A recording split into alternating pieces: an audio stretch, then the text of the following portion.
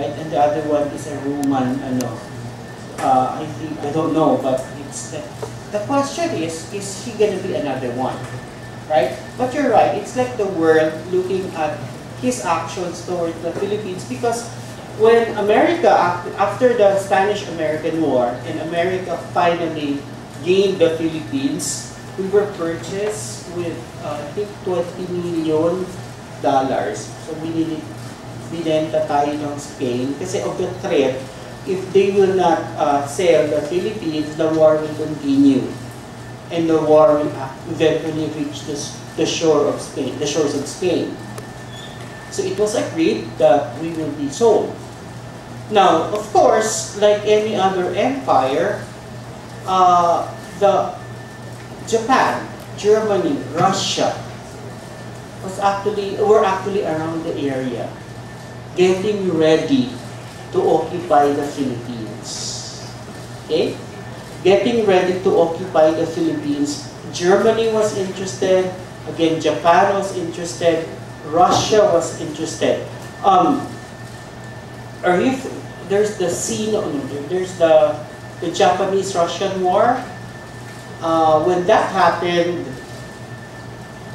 Russian battleships actually hid in the Ilocos area. In the Ilocos area, ito nagtatago yung mga Russian ships. That's one of the reasons why nagkaroon ng US bases sa Pilipinas. Because America was only then interested to have Luzon. And the Philippines was only, the purpose was to make the Philippines a coaling station, kasi they were running on steamships before. Wala pa namang gasolina. They were running on steamships. So they have to have a coaling station before they reach China. They were interested to have trade in China. But before they can reach China, they have to, what? They have to gas up or something in a station. And they were interested to make the Luzon as a coaling station. Then they realized that other countries were interested to take over, so they eventually got the entire Philippines. And of course, below us, in our part of the Philippines, you have the Dutch and you have the English. In the north, you have Japan, Germany, and Russia. And I think Belgium was also in a way interested, right? Because Belgium was also if you remember your lessons in history, take note that Africa was getting colonized by so many countries there. And that interest in Africa was also similar to the interest that they had in Asia, especially especially with the newly gained spoils of the war in Philippines now, right? It wasn't still known as the Philippines. Well, it's Filipinas, but it's a colony. Now it doesn't have any master, so people are ready to take over.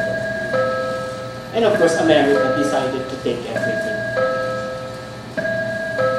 Okay, and the other thing is, when all these negotiations, all these things, the purchase happened,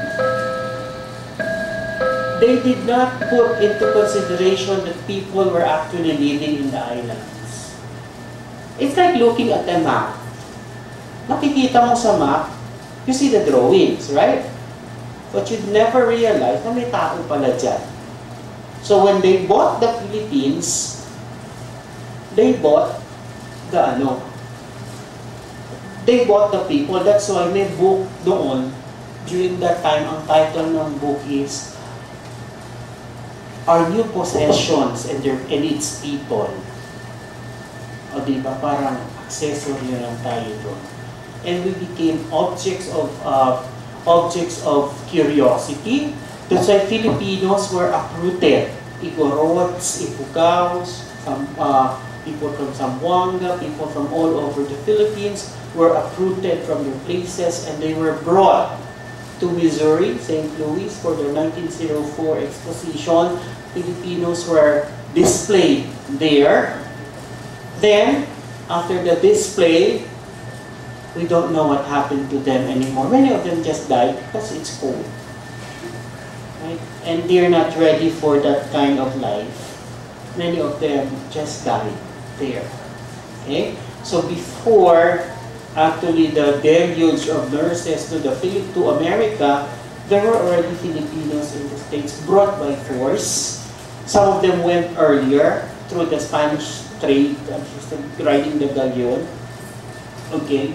Then, of course, and they were made to dance, to hunt, to fight in front of people. We became objects, museum objects ba? Okay? Displaying us. Okay?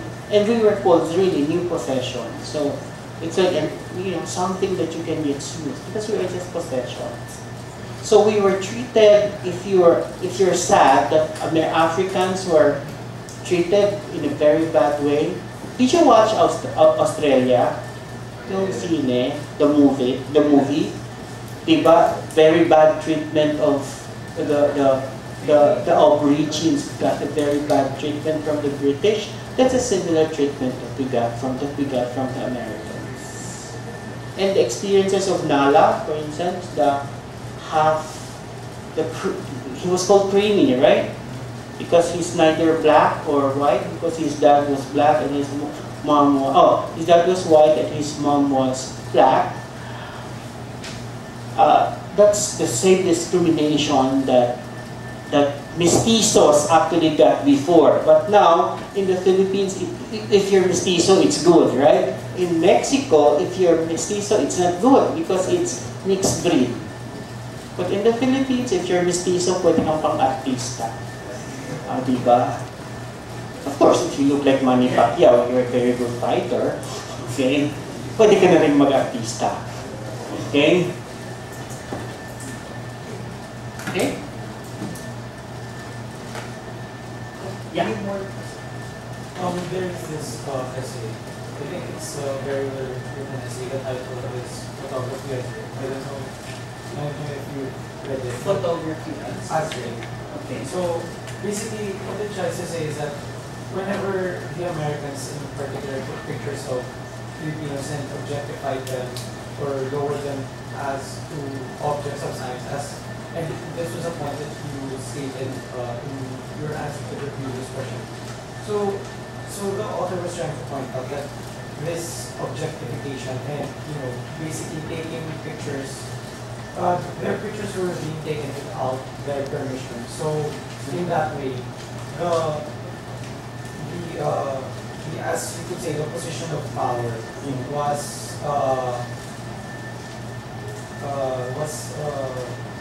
reinstated. As you say, they needed another place